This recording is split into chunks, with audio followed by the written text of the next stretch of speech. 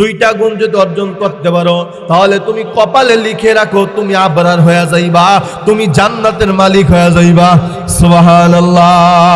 আল্লামা হাসান বসরি রাহমাতুল্লাহি আলাইহি ডাক দেয়া কয় আবরার হওয়ার জন্য দুইটা গুণ প্রয়োজন। এক নম্বর প্রয়োজন, এক নম্বর গুণের নাম হলো আল্লাযীনা লা ইয়াযুনা যাররা, আল্লাযীনা লা ইয়াযুনা যাররা।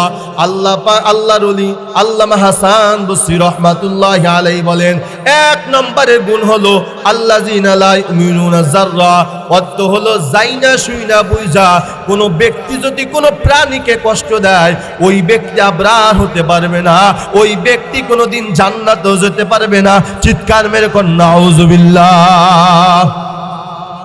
ডাইরেক্ট কোরআনের তাফসীর আল্লামা হাসান বসরি রাহমাতুল্লাহি আলাইহি ডাক দেখা দুনিয়ার মানুষ শোনো, যাইনা শুইনা বুঝা যদি একটা পিপিলিকাকে কষ্ট দাও তুমি জান্নাতে যাইতে পারবা না।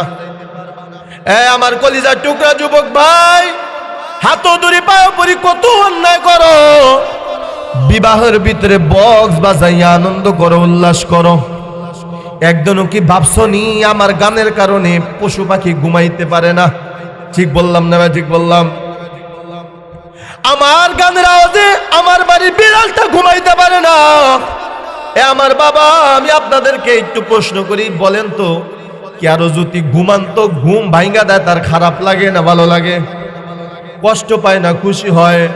তাহলে মানুষের তুমি যদি এইটা বুঝো আমার ঘুমান্ত ঘুম যদি ভাঙ্গা দেয় আমি যেমন কষ্ট পাই, আহারে আল্লাহ তাআলার মাখলুক বিড়াল, আল্লাহ তাআলার মাখলুক একটা পিপিলিকা, আল্লাহ তাআলার মাখলুক একটা কুকুর, এই প্রাণী বোবা, এরা কোনোদিন তোমার সাথে কথাও বলতে পারে না, সব কথা কয় আমার আল্লাহর সাথে। এই যে বক্স বাজাইয়া 12টা 1টা পর্যন্ত মুরব্বীদেরকে কষ্ট দিলা, নাবালেগ সন্তান যে সমস্ত ঘরের ভিতরে আছে ওই নাবালেগ শিশু সন্তানদেরকে কষ্ট দিলা, বাড়ির বিড়ালরে কষ্ট দিলা, বাড়ির কুকুররে কষ্ট দিলা, মনে মনে ভাবিও না তোমার দাম্পত্য জীবন সুখময় হবে। কয় না না, কয়েক মাস যাওয়ার আগেই ঘরের ভিতরে ঝামেলা হবে। কথা ঠিক কি না? নিগাহে মুমিন সে তো বদল জাতি হে তকদীর, निगाह मोमिन से तो बदल जाती है तकदीर, ये बंदा की कुव्वत नहीं कुदरत का इशारा, ये बंदा की कुव्वत नहीं कुदरत का इशारा। ऐ मर्द खिरद तर्क मासी की जरूरत, ऐ मर्द खिरद तर्क मासी की जरूरत, अब सोहबत सालेह के सवा कोई नहीं चारा, अब सोहबत सालेह के सवा कोई नहीं चारा। मरदूद है पीछे हमें खबर नहीं लेकिन, मरदूद है पीछे हमें खबर नहीं लेकिन, ए वक्त में हालाक जो आमाल है सारा, ए वक्त में हालाक जो आमाल है सारा। আমার জবাব দিলেন, শোনো সাহাবীরা, কিয়ামতের ময়দানে একটা মানুষ পাহাড় পরিমাণ নেক আমল নিয়ে উঠবে, তার আমলের কোনো কমতি থাকবে না, পাহাড় পরিমাণ নেক আমল নিয়ে উঠবে। আল্লাহ পাক রব্বুল আলামিন এই বান্দাকে যখন জান্নাতের ফয়সালা দিবে এমন সময় যখন বান্দা আল্লাহর সামনে হাজির হবে তখন ওই বান্দার পিছনে কিছু মানুষ লাইন ধরবে, লাইন ধরে দাঁড়ায় বলবে আল্লাহ আপনার এই বান্দার ব্যাপারে আপনি ফয়সালা করবেন, আমাদের কোনো আপত্তি নাই, তবে এই বান্দার ব্যাপারে আমাদের কিছু আরজি আছে, আমাদের কিছু বিচার আছে। আল্লাহ পাক রব্বুল আলামিন বলবেন বলো তোমার এই বান্দার ব্যাপারে কি আরজি? তখন এই বান্দাটা বলবে আল্লাহ তোমার এই বান্দা দুনিয়াতে ছিল সফল, আমি ছিলাম দুর্বল, আমি দুর্বল হওয়ার কারণে তোমার এই বান্দা শক্তিশালী হওয়ার কারণে আমার জায়গা থেকে এক কাঠা জমিন মাইরা দিছে, আইল কোবানের কথা বইলা আমার 1 হাত জায়গা নিয়ে নিছে। আল্লাহ, আমি দুনিয়ার মানুষের কাছে বিচার দিছিলাম, যারা বিচার করে তারা টাকার বান্ডিল দেখা বিচার পাল্টায় দিছে। আল্লাহ, আমি দুনিয়াতে ভালো বিচার পাই নাই, সঠিক বিচার পাই নাই। আল্লাহ, আমি আপনার কাছে বিচার চাই, আপনি নাকি ইনসাফের বিচার করবেন, আপনি নাকি ইনসাফ ওয়ালা, তাহলে এখন আপনি আমার বিচারটা কইরা দেন। তখন আল্লাহ তাআলা বলবেন, এই বান্দা শোন, তোর ফয়সালা, জান্নাতের টিকিট রেডি, সব ঠিক আছে, কিন্তু এই বান্দার কাছে আগে মাপ চাই আসো। এই বান্দা মাফ না করা পর্যন্ত আমি তোমাকে জান্নাতের গ্যারান্টি দিতে পারি না।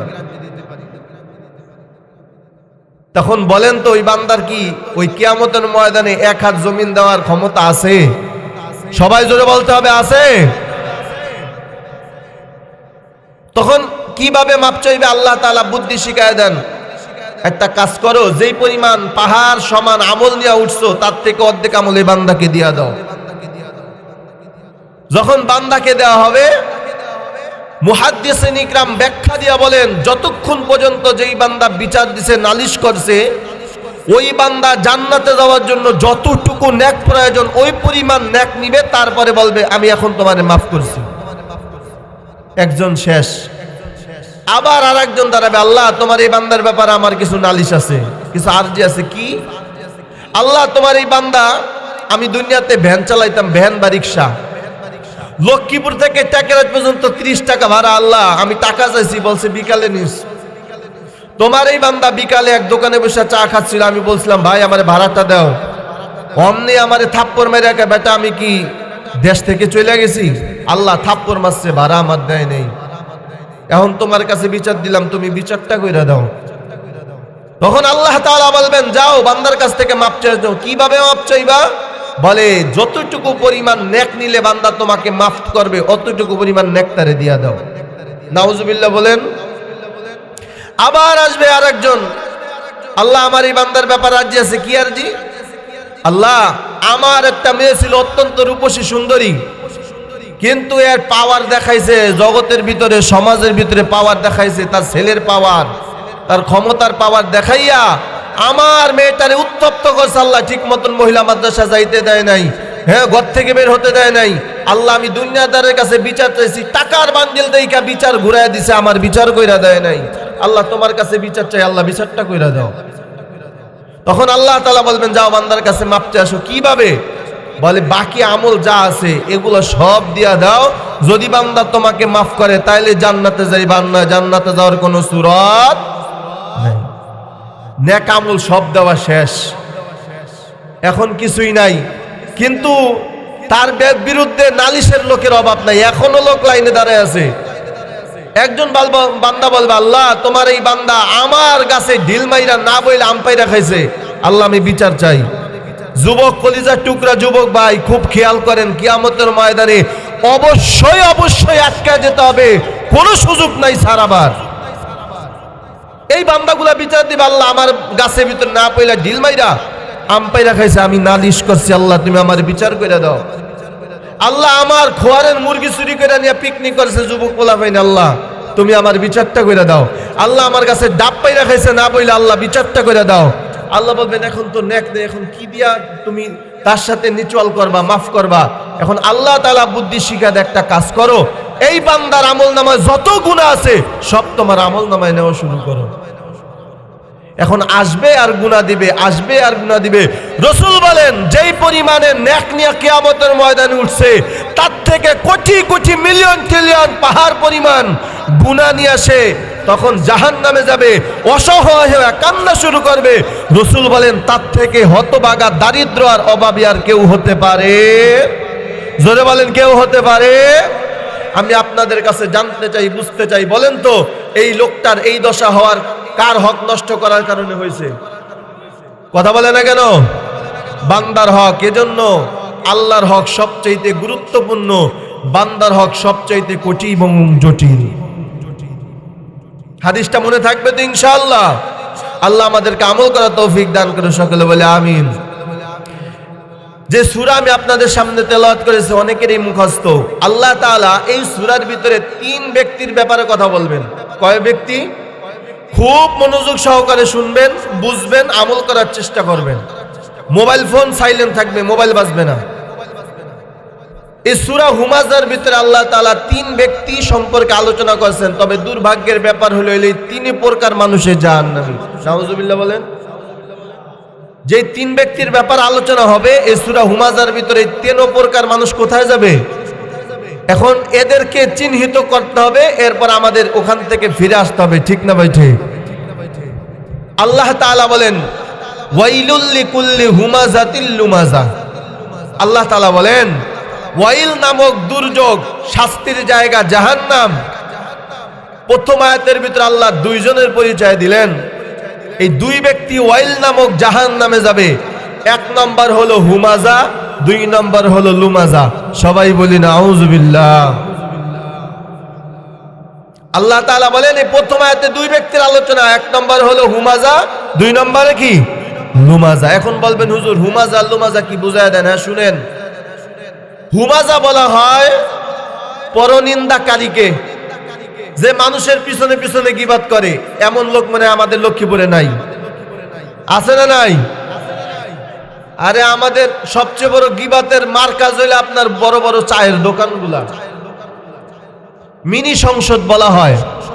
এই চায়ের দোকানের ভিতরে বুদ্ধিজীবী, অ্যাডভোকেট, লয়ার এর অভাব নাই। ঠিক না ভাই? ঠিক যেরকম। এজন্য হুমাযা বলা হয় ওই ব্যক্তিকে যে মানুষের পরনিন্দা করে, পিছনে পিছনে গীবত করে। তবে গীবত হলো 4 প্রকার। কত প্রকার? 4 প্রকার। 1 প্রকার গীবত হারাম, 3 প্রকার গীবত জায়েজ। যেরকম সুবহানাল্লাহ। আমি যদি গীবত করি কোন ব্যক্তির নামে, ওই ব্যক্তির থেকে আমি নিজেকে বাঁচানোর জন্য গীবত করা জায়েজ আছে। 2 নাম্বার তাকে বাঁচানোর জন্য গীবত করা জায়েজ আছে। 3 নাম্বার আপনাদেরকে তার ষড়যন্ত্র থেকে, গীবত করা থেকে তাকে বাঁচানোর জন্য, আপনাদেরকে বাঁচানোর জন্য আপনাদের সামনে তার নামে গীবত করা জায়েজ আছে। কোন গীবত হারাম? বলে আমি নিজেও বাঁচতে চাই না, তাকেও বাঁচাইতে চাই না, আপনাদেরকেও বাঁচাইতে চাই না। আমার উদ্দেশ্য হলো তাকে একটু বেইজ্জতি করা, তাকে একটু লাঞ্ছনা করা, সমাজের ভিতরে তাকে একটু হেয়পূর্ণ করা। এটা যদি উদ্দেশ্য হয় এই গীবত সম্পূর্ণ হারাম। হারাম। জোরে কোন কথা ঠিক কিনা? তাহলে গীবত 4 প্রকার। কোন গীবত করা জায়েজ আছে? আমি নিজে বাঁচতে চাই, তাকে বাঁচাইতে চাই, আপনাদেরকেও বাঁচাতে চাই। এই গীবত করা কি আছে ভাই? সবাই জোরে বলেন না কেন? জায়েজ আছে। যেমন উদাহরণ দিলে বুঝতে পারবেন। যারা ইমান চোর, বর্তমানে ইমান চোর বের হয়ে গেছে। এই ইমান চোরের ভিতরে 3টা দল। 1 নম্বর হলো কাদিয়ানি ফিতনা, 2 নম্বর হলো ইতাআতি ফিতনা, 3 নম্বর হলো বাউল ফিতনা। এটা মানেন আপনারা? কাদিয়ানি ফিতনাদের আলোচনা আমি এখানে করব না, তবে ইতাআতি সম্পর্কে একটু আলোচনা করি। এই ইতাআতিদের মূল হলো সাদ সাহেব, তাবলীগের আমির যাকে বলা হয়। যদিও সে তাবলীগের আমির দাবি করে, আমরা তাকে আমির মানি না। ঠিক না ভাই? ঠিক। কারণ তার কথাগুলো সম্পূর্ণ কোরআন বিরোধী, তার কথাগুলো সম্পূর্ণ হাদিস বিরোধী। কোরআনের কথাও নাই, হাদিস বিরোধী যদি কেউ কথা বলে, কোরআন বিরোধী যদি কেউ কথা বলে, সে আমির 100 বার দাবি করলেও সে কাফের, সে বেঈমান, সে কোনোদিন তাবলীগের আমির হওয়ার যোগ্যতা রাখে না। এই সাদ সাহেব এ কিন্তু ইংরেজদের একটা বিশাল বড় একটা ষড়যন্ত্র। কেমন ষড়যন্ত্র আমি বুঝাইলে আপনারা বুঝবেন। বাংলাদেশের ভিতরে ইসলাম প্রচারের জন্য মূল মার্কাজ হলো 5টা। কয়টা? হ্যাঁ জোরে আওয়াজ দিয়ে বলেন কয়টা? 5টা মার্কাজ। 5 জায়গা থেকে ইসলাম প্রচার হয়। 1 নম্বর হলো মসজিদ। 1 নম্বর কি? মসজিদ থেকে ইসলাম প্রচার হয় কি হয় না? 2 নম্বর হলো মাদ্রাসা। 2 নম্বর মাদ্রাসা। 3 নম্বর পীর সাহেবদের খানকা, হক্কানি পীর মাশায়েখের খানকা। 4 নম্বরে দাওয়াতে তাবলীগ। 5 নম্বরে সমস্ত ওয়াজ মাহফিল। তাহলে কত জায়গা থেকে ইসলাম প্রচার হয়? 5 জায়গা থেকে। 1 নম্বর মসজিদ, 2 নম্বরে মাদ্রাসা, 3 নম্বর হক্কানি পীর মাশায়েখের খানকা, 4 নম্বরে দাওয়াতে তাবলীগ, 5 নম্বর হলো এই সমস্ত ওয়াজ মাহফিল। এবার বলেন তো মসজিদের ভিতরে যে ইসলাম প্রচার করে কোন ডাক্তার না কোন আলেম? কথা বলেন না কেন? আলেম। কওমিয়া মাদ্রাসায় শিক্ষকতা করে কোন ডাক্তার না আলেম? কথা বলেন। দাওয়াতে তাবলীগের আমির হয় কি ওই খেতে খামারি যে কাজ করে সে নাকি আলেম? কথা বলেন। হক্কানি পীর মাশায়েখের খানকা দেখাশোনা করে আলেম না দুনিয়ার মানুষ? আব্দুল্লাহ মুহাম্মদ হাসান বাহাদুরপুরে পীর সাহেব আলেম কি আলেম না? সরমানে পীর সাহেব মুফতি রেজাউল করিম আলেম কি আলেম না? তাহলে বলেন তো পীর সাহেবের খানকাও চালায় আলেমরা, এই সমস্ত ওয়াজ মাহফিল চালায় কারা? আলেমরা না? কথা বলে না কেন? দাওয়াতে তাবলীগের সব জায়গায় কি এখন ওদের মাথায় ঢুকছে মসজিদ পিটায় বন্ধ করা যাবে না, মাদ্রাসা পিটায় বন্ধ করা যাবে না, হক্কানি পীর মাশায়েখের খানকা পিটায় বন্ধ করা যাবে না, দাওয়াতে তাবলীগ পিটায় বন্ধ করা যাবে না, ওয়াজ মাহফিল পিটায় বন্ধ করা যাবে না। এজন্য উলামা কেরামের বিরুদ্ধে ফতোয়া দেওয়ার জন্য ইংরেজরা সাদ সাহেবকে ডান হাত হিসেবে ব্যবহার করতেছে। মুহতারাম হাজিরিন, আমি লক্ষ্মীপুরের জনতাকে বলবো এই বাংলাদেশের ভিতরে যত এতাআত আছে প্রত্যেকটা মসজিদ থেকে তাদেরকে ঘাত ধরে বের করা হয়েছে, ঠিক না ভাই? ঠিক। অতএব লক্ষ্মীপুরের মাটি ওলামা একরামের ঘাঁটি। এই লক্ষ্মীপুরে যত ওলামা একরাম আছেন, ওলামা একরাম পরিষদ আছে, অতএব যদি এতাআতি লক্ষ্মীপুরে ঢুকে কোন মসজিদে তাদেরকে জায়গা দেব না। রাজি আছি ইনশাআল্লাহ? কারা কারা রাজি আছি ইনশাআল্লাহ? আল্লাহ তাআলা আমাদের সকলকে কবুল করুক, সকলে বলি আমিন। আলেমদের সাথে তো চলেন, আলেমদের কথা অনুসরণ করেন।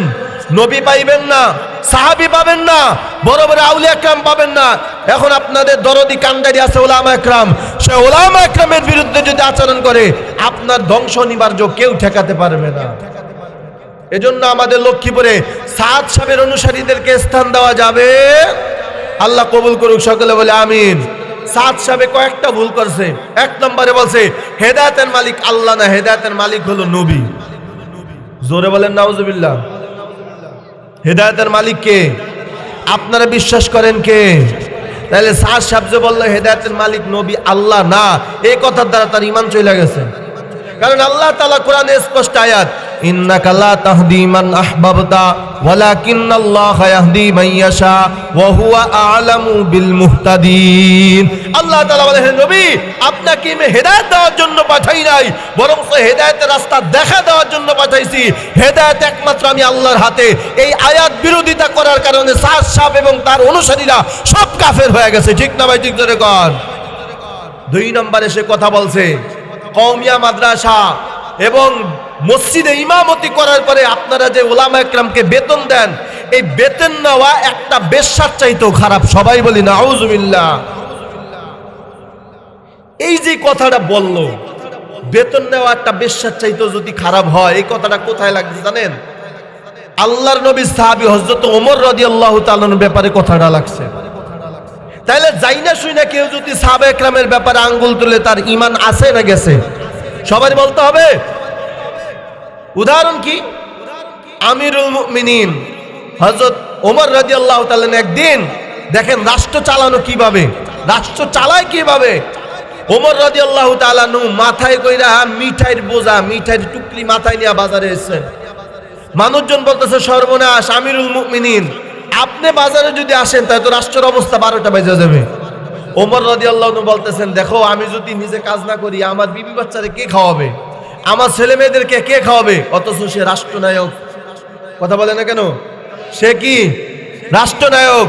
রাষ্ট্রনায়ক হওয়ার পরও ছেলে মেয়েদেরকে কিভাবে খাওয়াবে এই জন্য নিজে কাজ করে। জোরে কোন সুবহানাল্লাহ। আর এইটাই তো ইসলামের রাজনীতি, ঠিক না ভাই? ঠিক জোরে কোন। আর আমরা যাদেরকে বসাইতেছি বা বসাইবো এদের গাড়িরও অভাব নাই, বাড়িরও অভাব, ঠিক না ভাই? ঠিক জোরে কোন।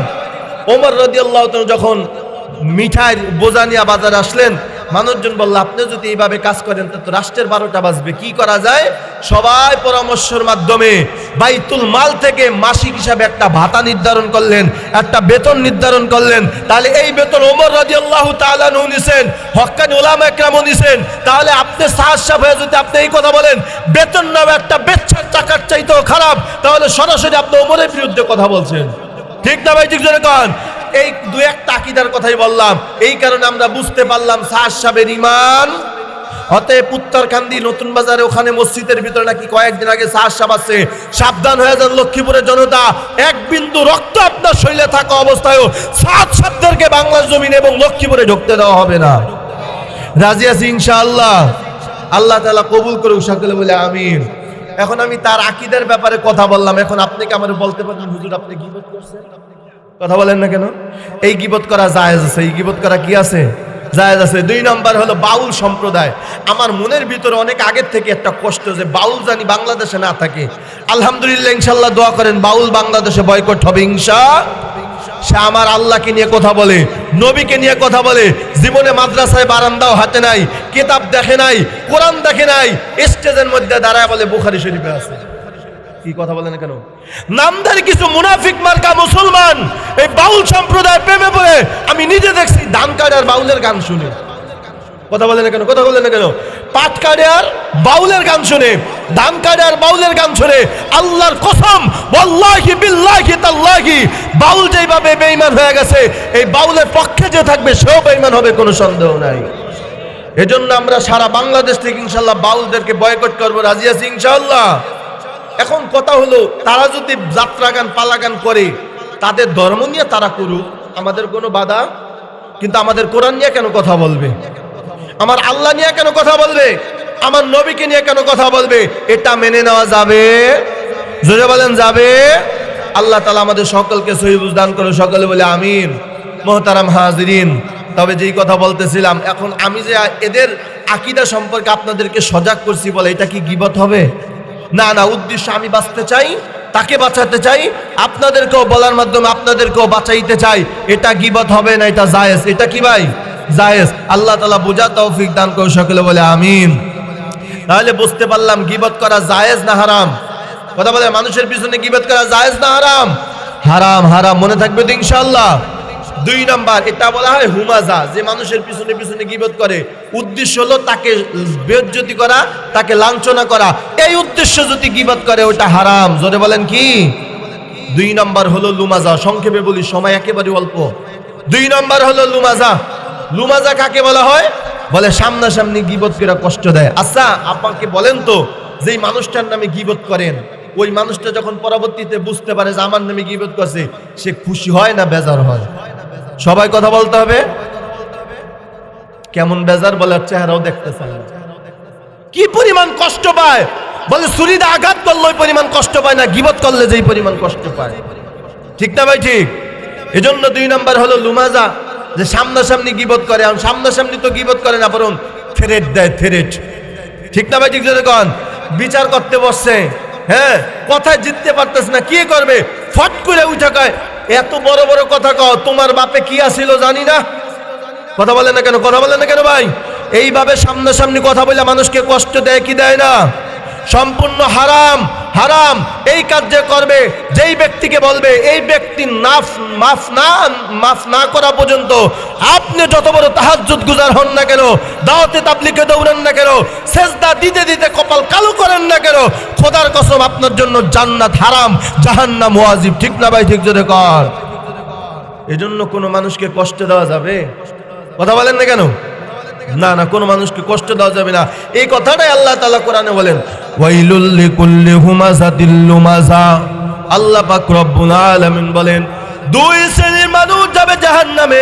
যেই ব্যক্তিগুলা মানুষের পিছনে পিছনে গীবত করে ওই মানুষগুলা খোদার জাহান্নামে যাবে। 2 নাম্বার হলো লুমাজা। লুমাজা হলো ওই ব্যক্তি যে মানুষের সামনাসামনি কথা বইলা কষ্ট দেয়। কথা ঠিক কিনা? লোকটা আগে খারাপ ছিল, এখন ভালো হয়ে গেছে, নামাজ পড়ে, ফট কইরে কয় তুই আগে কেমন আছিলি ভুলে গেছস? কথা কয় না? এই চরিত্রের মানুষকে আমাদের লক্ষ্মীপুরে নাই। সাবধান হয়ে যাও বাবা, হাত চৌধুরী পায়ে পড়ি, খবরদার। মানুষ রে কষ্ট দিয়া কোনোদিন তুমি জান্নাতে যাইতে পারবা না, কখনো সম্ভব না। বরং সেই গীবত এখন গীবাত হয়ে গেছে। পর্দার আম্মা জানেরা সাবধান, এই গীবতের ভিতরে সারা বাংলাদেশের ভিতরে নাম্বার 1 হয়েছে মহিলারা। ঠিক না ভাই? ঠিক জোরে কন। সাবধান হয়ে যান আম্মা জানেরা, কারণ আমি গীবত করিয়েন না। গীবত কত বড় ভয়ঙ্কর। আল্লাহ পাক রব্বুল আলামিন সূরা হুজরাতের ভিতরে বলেন, ইয়া আইয়ুহাল্লাযীনা আমানু ইজতানিবু কাসীরাম মিনাজ যন্নি ইন্না বা'দাজ যন্নি ইসমু ওয়া লা তাজাসসাসু ওয়া লা ইয়াগতাব বা'দুকুম বা'দা আইয়ুহিব্বু আহাদুকুম আন ইয়াকুলা লাহমা আখিহি মাইতান ফাকারিহতুমুহু ওয়াত্তাকুল্লাহ ইন্নাল্লাহা তাওয়াবুর রহিম। আল্লাহ পাক রব্বুল আলামিন বলেন, ও দুনিয়ার মুসলমান, তুমি যদি কোনো ভাইয়ের নামে গীবত করো, ওই ভাইয়ের নামে গীবত করো না, বরং যেই ভাইয়ের নামে গীবত করো ওই ভাইয়ের জেতা, ওই ব্যক্তির জেতা গোস্ত খাও। সবাই বলে নাউজুবিল্লাহ। এ আমার বাবা, এজন্য হাত ধরে পায়ে পড়িয়ে আম্মা জান, মানুষের নামে গীবত করিয়েন না। কার মেয়ে কি করলো আপনার দেখার সময় নাই। আপনি নিজের মেয়েকে নিয়ে আপনি চিন্তিত থাকেন। কার ছেলে কি করলো আপনার দেখার দরকার নাই, তাকে দেখার জন্য আল্লাহ আছে। ঠিক না ভাই? ঠিক জোরে কর। কার মেয়ে কি করলো, কোথায় কি করলো, এটা নিয়ে কথা বলার আপনার কোনো দরকার নাই। তার ব্যাপারে আমার আল্লাহ সিদ্ধান্ত নিবে, কারণ আমার আল্লাহ সবকিছু দেখে। ঠিক কিনা? এজন্য গীবত এত ভয়ঙ্কর। আল্লাহ পাক রব্বুল আলামিন গীবত পছন্দ করে না। কিতাবের ভিতরে লেখে, আমার নবীকে যারা ডাইরেক্ট আঘাত করছে তাদের বিরুদ্ধে আল্লাহ কোনো আয়াত নাজিল করেন নাই। আমার নবীকে তায়েফের মানুষ এত পরিমাণ অত্যাচার করছে, তারপর আমার আল্লাহ তাদের বিরুদ্ধে কোনো আয়াত নাজিল করেন নাই। কিন্তু নবীদের বিরোধিতা করছে, গীবত কইরা কইরা আমার নবীর কষ্ট দিচ্ছে তার চাচা আবুল আহাব। এই আবুল আহাবের বিরুদ্ধে আমার আল্লাহ কমপ্লিটলি সূরা লাহাব নাজিল করছে। কথা ঠিক কিনা? শুধু তাই না, তার স্ত্রী উম্মে জামিল, এই উম্মে জামিল আমার নবীকে গীবত করে করে বরং কষ্ট দিছে। এই কারণে আমার আল্লাহ রাগ কইরা বেজার হইয়া তার আবুল আহাবের স্ত্রী উম্মে জামিলের বিরুদ্ধে সূরা দুহা নাজিল করছে। জোরে কর নাউজুবিল্লাহ।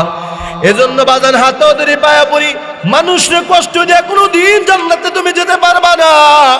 শুধু মানুষই না, বরং আল্লাহ তাআলার কোরআনে এক আয়াতের ভিতর বলে, ইন্নাল আবরারা লাফি নাঈম ওয়া ইন্নাল ফুজ্জারা লাফি জাহিম। আল্লাহ পাক রব্বুল আলামিন আয়াতের ভিতরে বলে, ইন্নাল আবিম, যেই ব্যক্তি আবরার হবে ওই ব্যক্তি জান্নাতে যাবে। যেরকম সুবহানাল্লাহ। আর যেই ব্যক্তিটা ফুজ্জার হবে, ওয়া ইন্নাল ফুজ্জারা লাফি জাহিম। বাজান জান্নাত হলো 8টা। 2 নম্বর জান্নাতের নাম হলো জান্নাতুন নাঈম। আল্লাহ তাআলা বলেন, ইন্নাল আবরারা লাফি নাঈম, যে আবরার হবে তাকে আল্লাহ নাঈম নামক জান্নাত দান করবে। সুবহানাল্লাহ। 2 নম্বর আয়াতের ভিতরে আল্লাহ তাআলা বলেন, ওয়া ইন্নাল ফুজ্জারা লাফি জাহিম, জাহান্নাম হলো আল্লাহ তাআলার 7টা। এই 2 নম্বর জাহান্নামের নাম হলো জাহিম। যে ফুজ্জার হবে, ফাসিক হবে, তাকে আল্লাহ তাআলা জাহান্নামে জাহিম নামক জাহান্নামে দিবে। নাউজুবিল্লাহ। এই আয়াতের তাফসীর করতে গিয়া আল্লামা হাসান বসরি রাহমাতুল্লাহি আলাইহি ডাক দেখো, দুনিয়ার মানুষ, যদি আবরার তুমি হতে চাও তাহলে তুমি 2টা গুণ অর্জন করো। জোরে কোন কয়টা?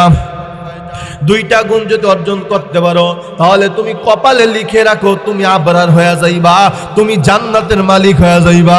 সুবহানাল্লাহ। আল্লামা হাসান বসরি রাহমাতুল্লাহি আলাইহি ডাক দেয়া কয়, আবরার হওয়ার জন্য 2টা গুণ প্রয়োজন। 1 নম্বর গুণের নাম হলো আল্লাযীনা লা ইয়াযুনা যাররা। আল্লাযীনা লা ইয়াযুনা যাররা। আল্লাহর ওলি আল্লামা হাসান বসরি রাহমাতুল্লাহি আলাইহি বলেন, 1 নম্বরের গুণ হলো আল্লাযীনা লা ইউমিনুনা যাররা। অর্থ হলো যাইনা শুইনা বুঝা কোন ব্যক্তি যদি কোনো প্রাণীকে কষ্ট দেয়, ওই ব্যক্তি আবরার হতে পারবে না, ওই ব্যক্তি কোনোদিন জান্নাতেও যেতে পারবে না। চিৎকার মেরে কোন নাউজুবিল্লাহ।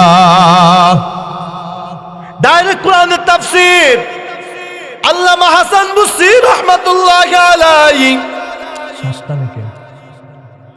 আল্লামা হাসান বসরি রাহমাতুল্লাহি আলাইহি ডাক দেখা, দুনিয়ার মানুষ শোনো, যাইনা শুইনা বুঝা যদি একটা পিপিলিকাকে কষ্ট দাও তুমি জান্নাতে যাইতে পারবা না। আমার কলিজার টুকরা যুবক ভাই, হাত ধরে পায়ে পড়ি, কত অন্যায় করো। বিবাহের ভিতরে বক্স বাজাইয়া আনন্দ করো, উল্লাস করো। একদিনও কি ভাবছো নি আমার গানের কারণে পশু পাখি ঘুমাইতে পারে না? ঠিক বললাম না ভাই? ঠিক বললাম? আমার গানের আওয়াজে আমার বাড়ির বিড়ালটা ঘুমাইতে পারে না। এ আমার বাবা, আমি আপনাদেরকে একটু প্রশ্ন করি, বলেন তো কারো যদি ঘুমান্ত ঘুম ভাঙ্গা দেয় তার খারাপ লাগে না ভালো লাগে? কষ্ট পায় না খুশি হয়? তাহলে মানুষের তুমি যদি এইটা বুঝো, আমার ঘুমান্ত ঘুম যদি ভাঙ্গা দেয় আমি যেমন কষ্ট পাই, আহারে আল্লাহ তাআলার মাখলুক বিড়াল, আল্লাহ তাআলার মাখলুক একটা পিপিলিকা, আল্লাহ তাআলার মাখলুক একটা কুকুর, এই প্রাণী বোবা, এরা কোনোদিন তোমার সাথে কথাও বলতে পারে না, সব কথা কয় আমার আল্লাহর সাথে। এই যে বক্স বাজাইয়া 12টা 1টা পর্যন্ত মুরব্বীদেরকে কষ্ট দিলা, নাবালেগ সন্তান যে সমস্ত ঘরের ভিতরে আছে ওই নাবালেগ শিশু সন্তানদেরকে কষ্ট দিলা, বাড়ির বিড়ালরে কষ্ট দিলা, বাড়ির কুকুররে কষ্ট দিলা, মনে মনে ভাবিও না তোমার দাম্পত্য জীবন সুখময় হবে। কয় না না, কয়েক মাস যাওয়ার আগেই ঘরের ভিতরে ঝামেলা হবে। কথা ঠিক কিনা? এ আমার বাবা, তোমার যদি ঘুমান্ত ঘুম যদি ভেঙে বলে তোমার যেমন কষ্ট হয়, তুমি কেন বুঝো না একটা বিড়ালের ঘুম তুমি ভেঙে দাও। বিড়ালটা সারাদিন আমার মাওলার জিকির করে, আমার মাওলার ইবাদত করে, তারপরও বিড়ালটা রাতের বেলা একটু ঘুমাইতে যায়, বিড়ালটারে ঘুমাইতে দাও না। আহারে সারাদিন কুকুর মনে করো সারাদিন হাতে ঘেউ ঘেউ করে, না না, ও কিন্তু আল্লাহর বাসায় ও আল্লাহর ইবাদত করে। কথা ঠিক না ভাই? ঠিক জোরে কর। সারাদিন কুকুরটা ইবাদত কইরা রাতের বেলা যখন ঘুমাইতে যায় তখন তোমার গানের আওয়াজে কুকুরটার ঘুম ভাঙ্গা যায়। আহারে নাবালেগ সন্তান আছে ঘরের ভিতরে, ওর ঘুমটা ভাঙ্গা যায়, ও ঠিক মতো ঘুমাইতে পারে না। আল্লাহর ওলি আল্লামা হাসান বসরি রাহমাতুল্লাহি আলাইহি বলেন, আল্লাযিনা লা ইউমিনুনা যাররা, যাইনা শুইনা বুইজা যদি একটা পিপিলিকাকেও কষ্ট দাও, একটা কুকুরকে কষ্ট দাও, একটা প্রাণীকে কষ্ট দাও, আল্লাহর কসম তুমি আবরার হতে পারবা না, তুমি কোনোদিন জান্নাতেও যেতে পারবা না। জোরে কোন নাউযুবিল্লাহ। ঠিক না ভাই? ঠিক। এজন্য সাবধান হয়ে যাও যুবক ভাই, গান বাজনা আয়োজন কইরা ঘরের ভিতরে আগুন জ্বালায়ও না। পশু পাখিরে খবরদার কষ্ট দিও না, এরা বোবা প্রাণী। যারা গরু পালে গানের আওয়াজে গরুটা ঘুমাইতে পারে না, এই যে কষ্ট দিতাছো, এই বোবা যখন আল্লাহর কাছে একটা নিঃশ্বাস ছাড়বে, আল্লাহ আমারে ঘুমাইতে দিতেছে না, আল্লাহ গো আমি সারাদিন তোমার ইবাদত করছি, আমারে ঘুমাইতে দেয় না, তখন তোমার ঘরের ভিতরে যত মক্কা মদিনার ইমাম আইনাও যদি দোয়া করা, আল্লাহর কসম ঘরের ভিতরে কোনো বরকত থাকবে না, একটার পর একটা বিপদ লেগে থাকবে। তুমি অসুস্থ হইবা, তুমি সুস্থ হওয়ার আগেই দেখবা তোমার বিবি অসুস্থ হয়ে গেছে, আবার তোমার স্ত্রী সুস্থ হওয়ার আগেই দেখবা তোমার ছেলে মেয়ে অসুস্থ হয়ে গেছে। একটার পর একটা বিপদ আমার আল্লাহ ঘরে চাপায় দিবে, একমাত্র মাখলুকাতকে কষ্ট দেওয়ার কারণেই। কথা ঠিক কিনা? এজন্য হুঁশিয়ার হয়ে যাও।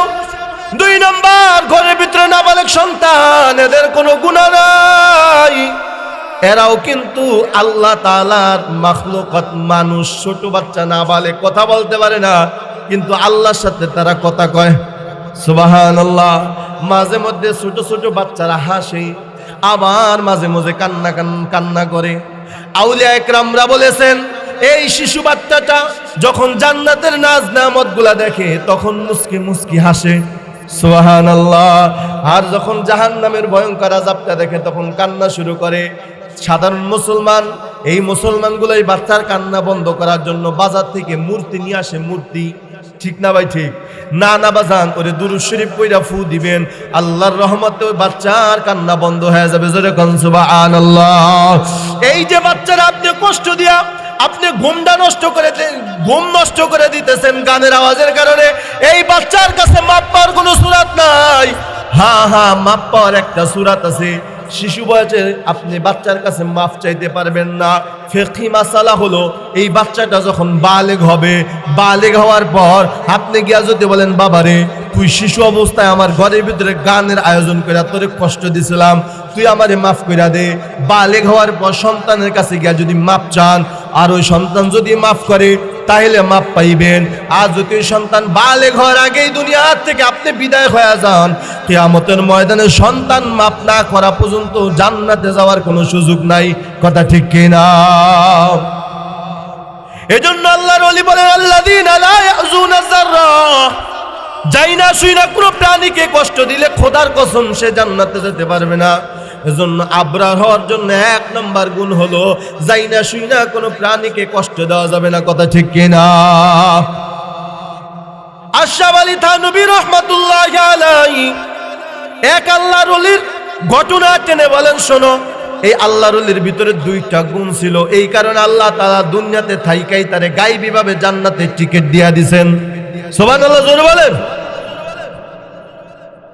2টা গুণ তার ভিতরে ছিল। 1 নম্বর, জীবনে কোনোদিন এই আল্লাহর ওলি নামাজ কাজা করে নাই। সুবহানাল্লাহ। 1 নম্বরে গুণ হলো জীবনে কোনোদিন নামাজ কাজা করে নাই। 2 নম্বর হলো যাই না শুই না কোনো প্রাণীকে কষ্ট দেয় নাই। জোরে কোন সুবহানাল্লাহ। একদিনের ঘটনা, ওই আল্লাহর ওলি পাঞ্জাবি গায়ে দিয়া, ফাড়া পাঞ্জাবি গায়ে দিয়া, পিছন দিয়া অবশিষ্ট কাপড়টা ঝুলাইয়া বৈশা বৈশা মুড়া খাওয়া করতেছে। হঠাৎ কোথা থেকে যেন একটা বিড়াল আইসা ওই আল্লাহর ওলির অবশিষ্ট পাঞ্জাবির উপরে ঘুমায় পড়ছে। এখন ওদিক দিয়া মসজিদে আজান হয়ে গেছে। আল্লাহর ওলি চিন্তা করতেছে, যদি আমি বিড়ালটার ঘুম ভাঙায়া যদি মসজিদে নামাজ পড়তে যাই, বিড়ালটা তো কষ্ট পাবে। আর আমার জীবনে কোনোদিন তাকবীরুল্লাহ ছুটে নাই, আর এই বিড়ালটারে যদি কষ্ট না দেয় আমি তাকবীরুল্লাহ ছাইরা দেই, এটাও তো হয় না। কি করা যায়, কি করা যায়? হঠাৎ আল্লাহর ওলির মাথার ভিতরে আল্লাহ তাআলা বুদ্ধি দিয়া দিছে, ইলম দিয়া দিছে। একজন আল্লাহর ওলি ডাকে, আল্লাহর বান্দা তাড়াতাড়ি কেসি নিয়ে আসো, কেসি নিয়ে আসো।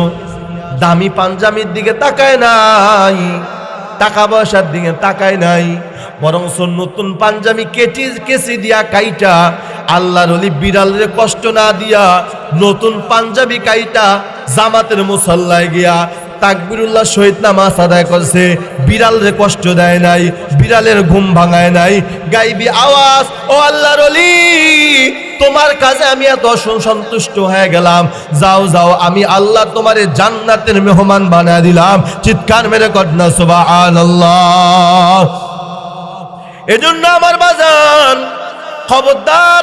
তাহলে আবার আমাকে বলেন, মানুষকে যদি কেউ যাই না শুই না, প্রাণীকে যদি যাই না শুই না কষ্ট দেয়, সে যদি জান্নাতে যাইতে না পারে, তাহলে বলেন তো মানুষের কষ্ট দিলে জান্নাতে যাইতে পারবে? কি বলে আপনাদের মন, কি বলে? পারবে? তা আওয়াজ দেয়া বলেন, পারবে কি?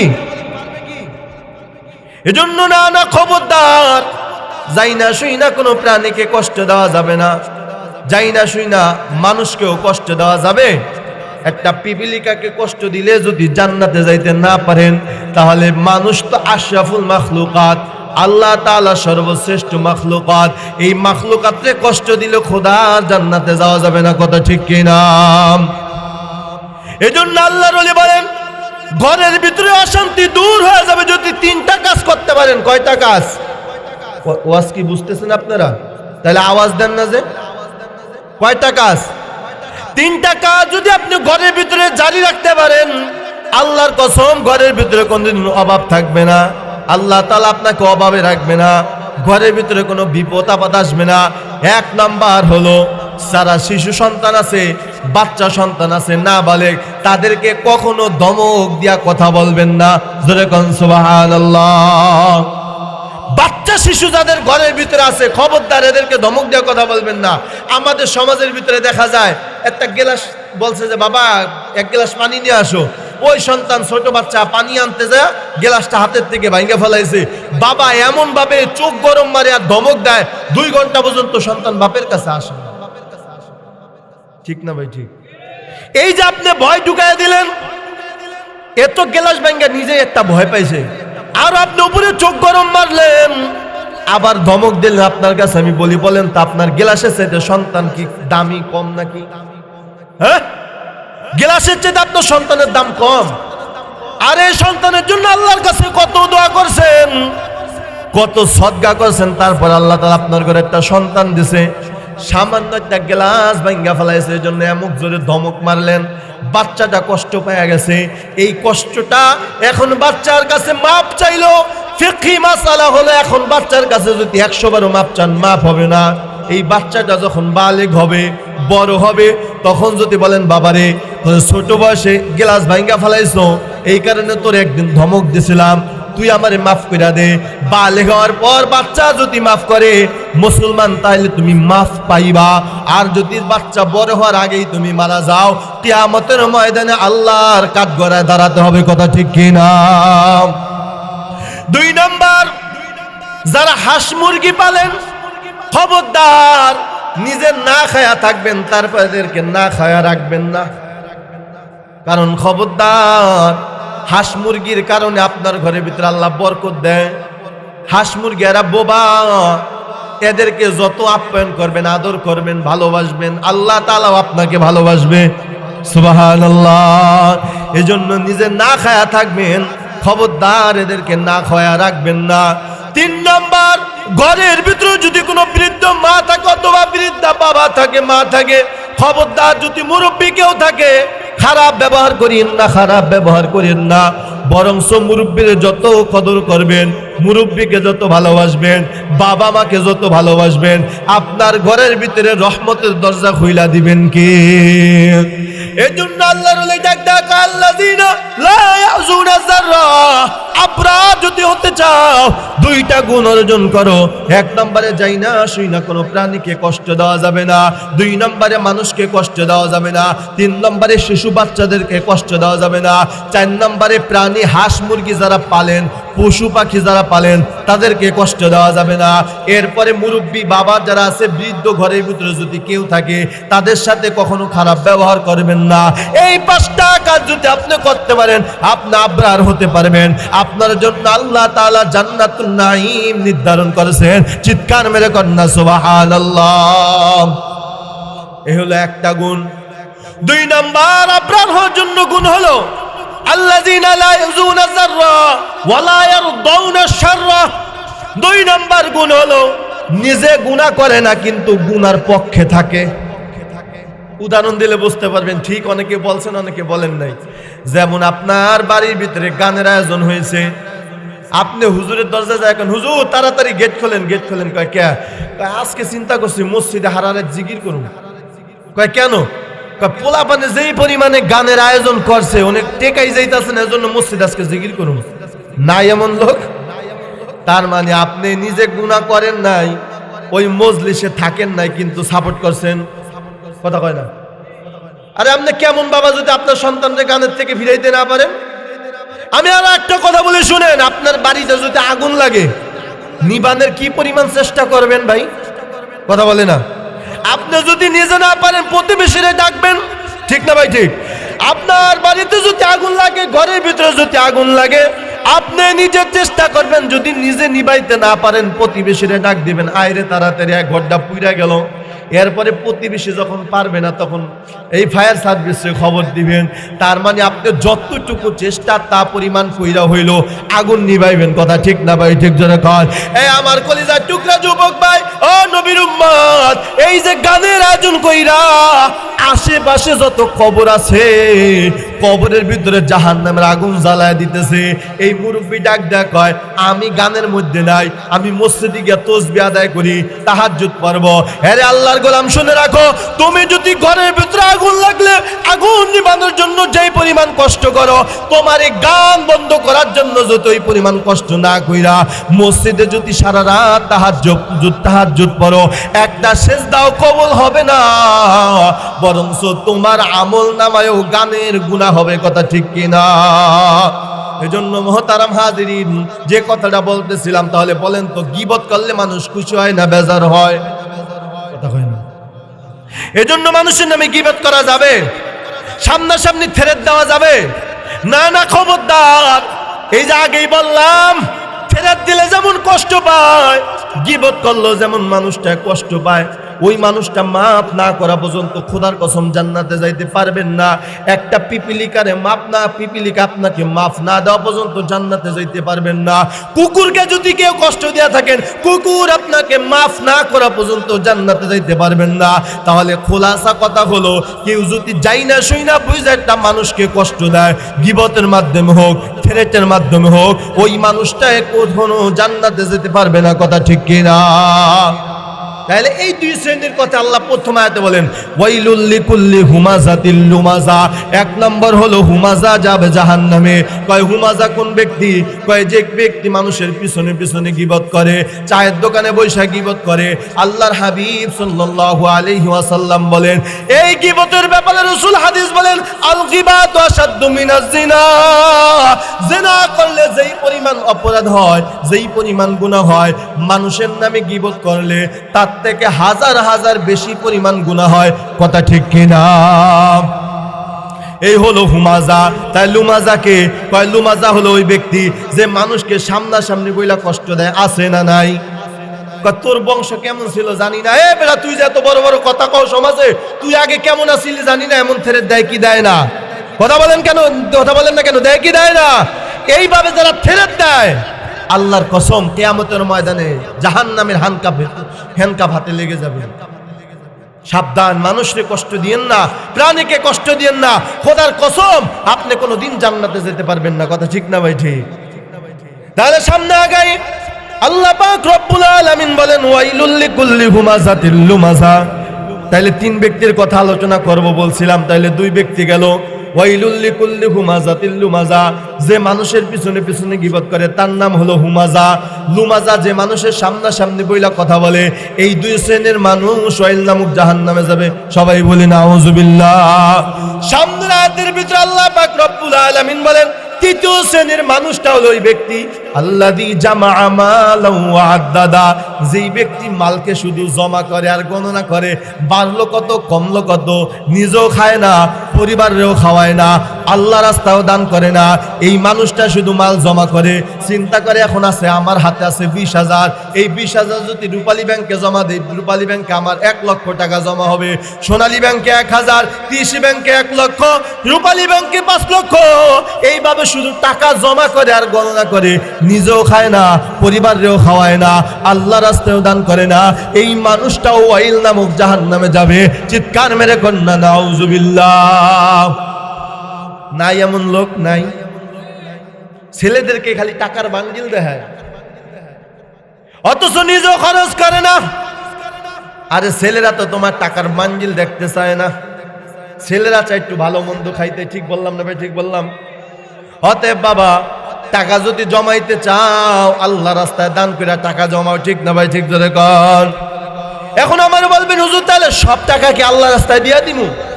না না, আল্লাহ তাআলা সব টাকা আল্লাহ রাস্তায় দিতে বলেন নাই।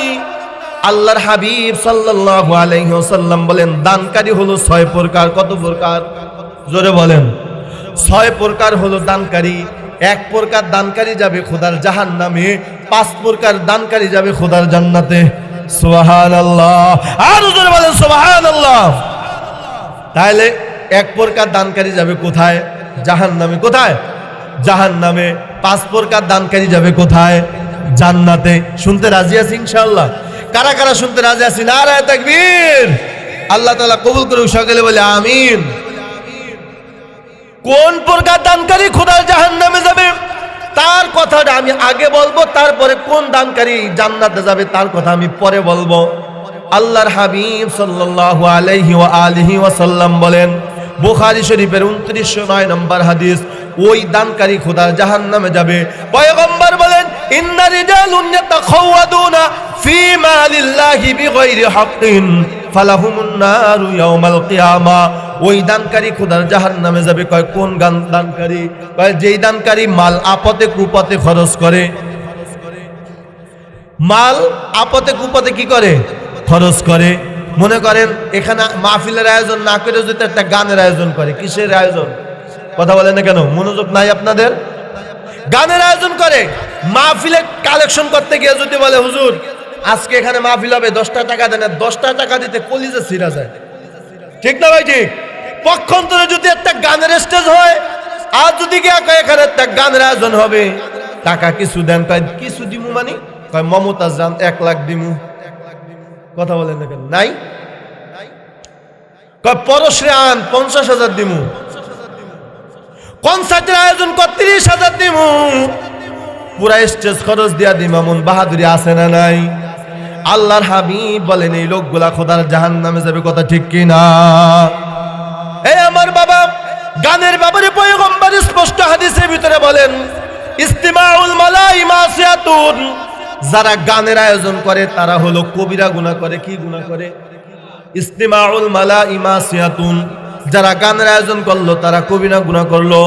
2 নম্বর ওয়াল জালিসু আলাইহা ফিসকুন, যারা গানের আসরে বসে, যাত্রাপালায় বসে, বিভিন্ন গানের আয়োজনে যারা বসে তারা হলো ফাসিক, তারা হলো ফুজ্জার, তারা জাহান্নামী। কথা ঠিক কিনা? ওয়াল জালিসু আলাইহা ফিসকুন, যারা গানের মজলিসে বসলো তারা হলো ফাসিক, জাহান্নামী। 3 নম্বরে রাসূল বলেন তালাজ্জুজু বিহা কুফুরুন, গান শুইনা যদি মনে আনন্দ পায়, যেমন গান শুইনা আইসা রাস্তা দিয়ে হাঁটে আর চায়ের দোকানে বসে বসে কয়, যেই শিল্পী আনছিল রে জনমের গান গাইছে। নাই এমন লোক?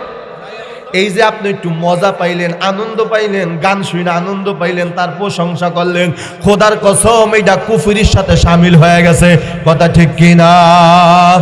এজন্য গানের আয়োজন করা কবিরা গুনাহ। ওয়াল জালিসু আলাইহা ফিসকুন, গানের মজলিসে বসা হলো ফাসিক, জাহান্নামের কাজ। ওয়াত তালাজ্জুজু বিহা কুফুরুন, গান শুনে আনন্দ পাওয়া হলো কুফরি। সবাই বলেন আউযুবিল্লাহ। এজন্য আল্লাহর হাবিব সাল্লাল্লাহু আলাইহি ওয়াসাল্লাম বলেন, ইন্না রিজালুন ইয়াতাখাওয়াদুনা ফি মালিল্লাহি বিগাইরি হাক্কিন ফালাহুমুন নারু ইয়াউমাল কিয়ামা। ওই লোকটা খোদার জাহান্নামে যাবে যেই মালকে আপদে কুপথে খরচ করে, ভণ্ড বাবার দরবারে টাকা খরচ করে, গানের আয়োজন করে খরচ করে, বিভিন্ন কনসার্ট, বিভিন্ন গুনাহের আঞ্জাম দেওয়ার টাকা খরচ করে, ওই লোকটাই খোদার জাহান্নামে যাবে। কথা ঠিক কিনা? তাহলে আমরা এখান থেকে বেঁচে থাকবো ইনশাআল্লাহ। আল্লাহ তাআলা কবুল করুক, সকলে বলে আমিন। তাহলে বা সংক্ষেপে বলি, কোন দানকারী? 5 প্রকার দানকারী যাবে জান্নাতে। ওই দানকারী যাবে জান্নাতে। 1 নম্বর, পয়গম্বর বলেন আল ইনফাকু ফি তারবিয়াতিল ইয়াতামা। আল্লাহর হাবিব সাল্লাল্লাহু আলাইহি ওয়াসাল্লাম বলেন আল ইনফাকু ফি তারবিয়াতিল ইয়াতামা। 1 নম্বরে ওই দানকারী খোদার জান্নাতে যাবে যেই দানকারী এতিমরে সাহায্য করে, এতিমের বাসস্থানের ব্যবস্থা করে দেয়, এতিমের খাবারের ব্যবস্থা করে দেয়, এতিমের ঘর বানায় দেয়, এতিমকে সাহায্য সহযোগিতা করে। ওই এতিম রাসূলের সাথে খোদার জান্নাতে যাবে। জোরে কোন সুবহানাল্লাহ। আপনি যদি এতিমের পিছনে মাল খরচ করতে পারেন, আপনার টাকা দিয়ে যদি এতিমের বাসস্থানের ব্যবস্থা করে দিতে পারেন, নবীর উম্মত, আপনার টাকা দিয়ে যদি মাদ্রাসার কোনো এতিম ছাত্রের দায়িত্ব নেন, আপনার টাকা দিয়ে যদি এতিমের ঘর বানায় দেন, আল্লাহর হাবিব সাল্লাল্লাহু আলাইহি ওয়াসাল্লাম 2টা আঙ্গুল এইভাবে জোড়া দিয়া বলে আনা ওয়া কাফিরুল ইয়াতীমাইনি কাহাতাইনি ফিল জান্নাহ। যেই ব্যক্তিটা এতিমের পিছনে মাল খরচ করে, টাকা পয়সা খরচ করে, রাসূল বলে এই যে 2টা আঙ্গুল যেইভাবে এইভাবে পাশাপাশি, ওই ব্যক্তি আর আমি রাসূল জান্নাতে এইভাবে পাশাপাশি থাকবো। চিৎকার মেরে কন্না সুবহানাল্লাহ। তাহলে 1 নম্বর দানকারী জান্নাতে যাবে যেই ব্যক্তি এতিমের পিছনে মাল খরচ করে। ঠিক না ভাই? ঠিক কর। কিন্তু এখানে একটু হুঁশ জ্ঞান রাখবেন, সব এতিমরে মাল দিয়েন না। আপনি সাহায্য করছেন, যাকাতের 50,000 টাকা মনে করেন পাইছেন, এই গরিব মানে অত অসহায় মনে করে দিয়েছেন, 50,000 টাকা নিয়ে কি করছে? সুদে লাগাইছে। নাই এমন লোক নাই? সাবধান, যাই না শুই না কোনো গুনাহগারকে টাকা দেওয়া যাবে না। আপনার টাকা দিয়ে যদি সে সিগারেট খায়, তারে টাকা দিয়েন না। আপনার টাকা দিয়ে যদি সে অবৈধ কাজ করে, আপনি ভাবলেন গরিব অসহায় এতিম, তারে দেই টাকা, সে টাকা নিয়ে গুনার কাজে লাগায়। অতএব তারে টাকা দেওয়া যাবে না। মনে থাকবে তো ইনশাআল্লাহ।